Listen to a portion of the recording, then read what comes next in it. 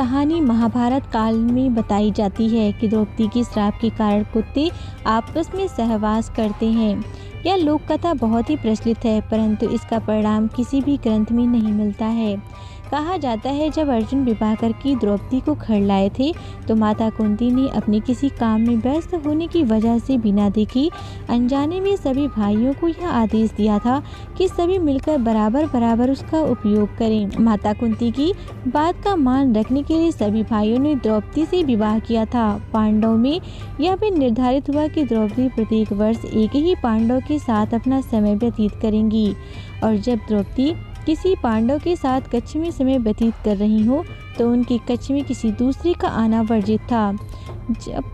जब भी कोई एक पांडव द्रौपदी के कच्छ में जाया करता था तो वह अपनी पादुकाएं द्वार पर उतार दिया करता था ताकि कोई दूसरा पांडव की पादुकाएं देख कच्छ में प्रवेश न करे। परंतु एक बार जब अर्जुन अपनी पादुका प्रवेश द्वार से बाहर उतारकर द्रौपदी संग प्रेम प्रसंग में लीन थे, तभी वहां पर एक कुत्ता आया और खेल में उस कुत्ते ने पांडव की पादुकाएं उठा लीं और पास के जंगल में उसके साथ खेलने लगा।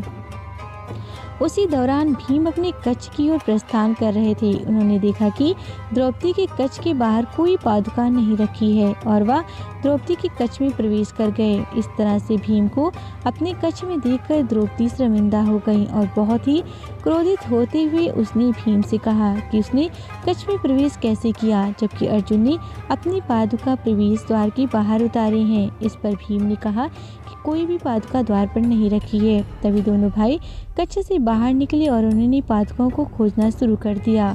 ढूंढते ढूंढते पास के जंगल में वह दोनों पहुंच गए।